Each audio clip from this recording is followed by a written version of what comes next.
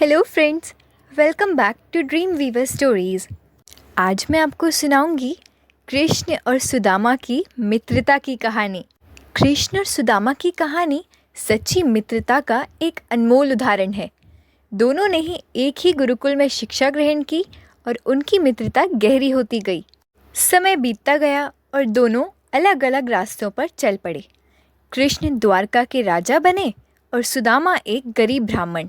सुदामा की आर्थिक स्थिति बहुत खराब थी, लेकिन उनके दिल में कृष्ण के प्रति गहरा स्नेह और आदर था। एक दिन सुदामा की पत्नी ने उनसे कहा, तुम्हारे मित्र कृष्ण अब राजा हैं, उनसे मिलकर हमारे लिए मदद मांगो। सुदामा को थोड़ा संकोच हुआ, लेकिन पत्नी की जिद के आगे वह मान गए। सुदामा ने अपनी पत्नी से कृष्ण के लिए भेंट देने को कहा, लेकिन उनके पास देने के लिए कुछ भी नहीं था।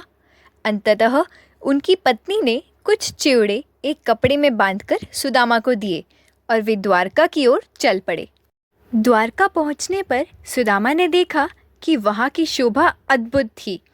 सुदामा ने महल के द्वार पर जाकर द्वारपाल से कृष्ण को संदेश भिजवाया। जैसे ही कृष्ण को पता चला कि सुदामा आए हैं, वे नंगे पैर दौड़ते हुए द्वार पर पहुंचे और सुदामा को गले से लगा लिया। उन्होंने सुदामा का स्वागत अत्यंत प्रेम और आदर के साथ किया। उन्होंने सुदामा के पैर धोए और उन्हें राजा की तरह सम्मानित किया। कृष्ण ने सुदामा से पूछा कि वे उनके लिए क्या लाए हैं। सुदामा ने संकोचवश वह चिवड़े निकालकर दे दिए। कृष्ण ने बड़ी खुशी से उसे ग्रहण किया और तुरंत खाने लगे। सुदामा को बहुत संकोच हुआ, लेकिन कृष्ण की प्रेम भावना ने उनके दिल को छू लिया।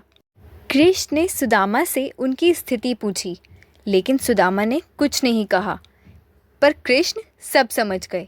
सुदामा जब अपने गांव लौटे तो उन्होंने देखा कि उनका टूटा फूटा घर एक सुंदर महल में बदल चुका था। उनकी गरीबी खत्म हो चुकी थी और उनका जीवन बदल चुका था। दोस्तों, इस कहानी से हमें यह सीख मिलती है कि सच्ची मित्रता और प्रेम किसी भी भौतिक वस्तु से ऊपर होती है।